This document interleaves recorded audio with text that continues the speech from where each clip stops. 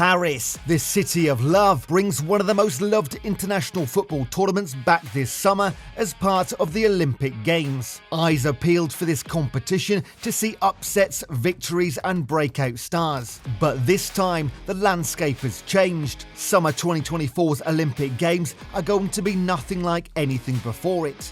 From the 26th of July to August the 11th, nations from all around the world will compete in the Games in Paris, as well as 16 other cities, including Tahiti, a French colony in Polynesia. Ever since the second Olympics competition in 1900, and with the exception of 1932, football has been at every single competition. Many believe that this was the precursor to the World Cup. It was the first international football tournament, and with the addition of the World Cup, football hasn't lost its place in the Olympics, instead becoming a tournament for younger players that has remained prominent and led to the breakout of several stars.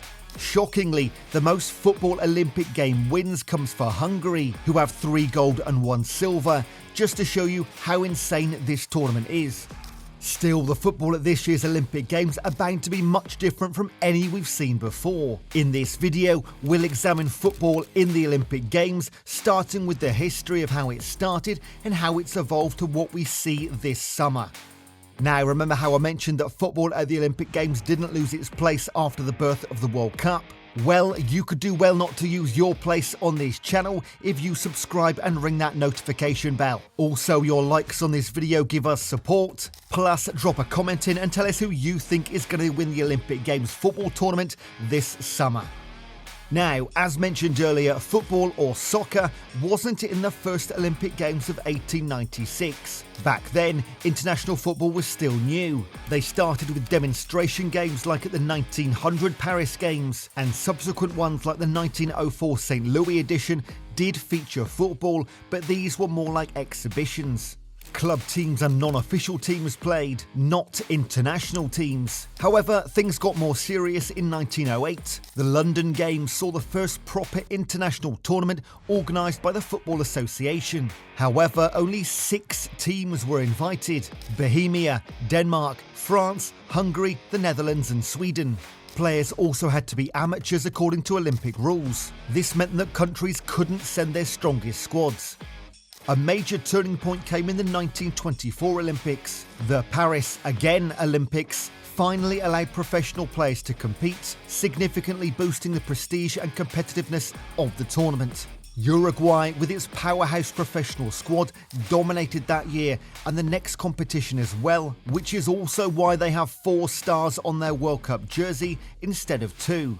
With the rise of FIFA, the governing body of international football, the Olympics became more integrated with the international football scene. FIFA helped standardise rules and eligibility for the Olympic tournament. As professional football leagues became more prominent, the focus for top players gradually shifted towards the World Cup. The Olympics continued with football, but the age limit for professional players was introduced in 1950, further differentiating it from the World Cup. This opened the door for under-23 teams to take centre stage, showcasing future stars. With the age limit, the Olympic Games became a showcase for young talent. Countries started focusing on developing their under-23 teams, creating a unique competition with rising stars hungry to prove themselves. This format also gave developing nations a chance to shine, as their under-23 squads might compete more evenly with established football powerhouses. Now, we'll briefly segue into women's football as it's relevant to the history here. A major leap came in 1996 with the intro of women's football at the Atlanta Olympics. This decision mirrored the growing popularity of women's football globally and provided a prestigious platform for female athletes. Recognising the limitations of a pure under-23 format, the rules were also tweaked in '96. Each team was allowed to include 3 players over the age of 23, adding a bit more experience and star power to the competition. After this, the introduction of VAR in recent Olympic tournaments has improved officiating and ensured fairer results by minimising controversial calls. Now, with this tournament being over 100 years old, there have been several winners, but we'll take a look at a few winners and a few winning years. Hungary, the winner of the most Olympic gold medals in football, have their magnum opus with this year, 1952. Their victory at the Helsinki Olympics wasn't just a win, it was a statement. Their team, nicknamed the Golden Team, was widely considered one of the greatest national football teams ever assembled.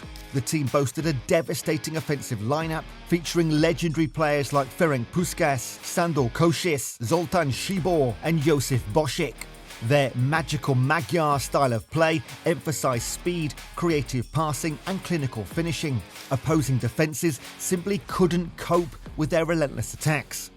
Soviet Union, 1956. The Soviets focused on a strong defence and a more pragmatic approach. They relied on tactical discipline, organisation and a collective effort rather than individual brilliance. Once again, like Hungary before them, they beat Yugoslavia in the final. This came at a tricky time for them, as several nations boycotted the Olympics to protest their invasion of Hungary. Nigeria, 1996. Nigeria entered the Atlanta Olympics as underdogs. They were a young, talented squad with limited international experience. Players like Kanu, Okocha and Amunike became household names. Their journey to gold was remarkable. They defeated footballing giants like Brazil and Argentina on their way to the final, shocking the world with their talent and determination. This also began the trend of only non-European teams winning the tournament, a streak that goes on until this day. Argentina. Whilst Argentina fielded a talented under-23 squad in 2004, the leadership of Bielsa took the squad to the gold medal. They displayed tactical flexibility, adapting their approach based on their opponents. Riquelme's creativity unlocked defences, while younger players like Carlos Tevez and Javier Mascherano provided energy and determination. Brazil. They entered the 2020 Tokyo Olympics as heavy favourites. They boasted a squad filled with talented young players like Richarlison, Antony and Cunha. They also included experienced players like Dani Alves to provide leadership and experience. This blend of youthful exuberance with veteran guidance ultimately proved successful. With all that said in history, let's get to why this summer's Olympics will be different from what we've seen before. Paris has pledged to host the greenest Olympics ever. This includes initiatives like powering the athletes' village with geothermal and solar energy, utilising existing infrastructure, and prioritising clean transportation options.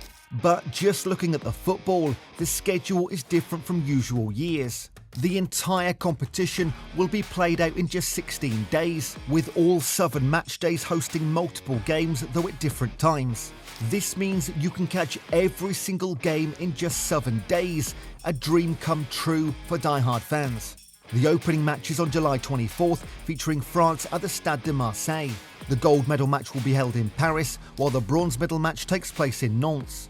Usually the tournament focuses on one city, but now they're branching out, and that's interesting, as it means players will have to travel from city to city, World Cup style.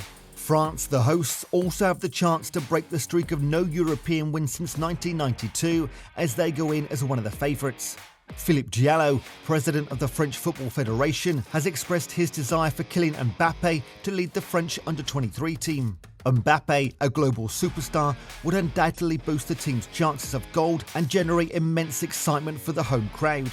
Of course, Mbappé, who is 25 and therefore above the under-23 age limit, will be able to take one of the 3 over-age player slots. As arguably the best player in the world, surely his name is on one of those. If he does get in and can replicate his World Cup performances with the youth, he could break that streak of non-European winners and win something he hasn't won yet. He'll also be fresh off Euro 2024 and his Real Madrid move. France, as the host nation, is going to be up against the United States, Dominican Republic, Israel, Spain, Ukraine, Morocco, Egypt, Mali, New Zealand, Paraguay, and the team that beat them in the World Cup final 2 years ago, Argentina. 4 more teams yet unnamed are set to join them all. And that is why the Olympic Games this year is going to be different from what we've seen before. France will become only the 5th country ever to host the game 3 times. The scheduling is going to be different but exciting. France can win what they haven't won since 1984 and no European country has done since 1992. We hope you enjoyed this video. Don't forget to like, subscribe and share. See you in the next one.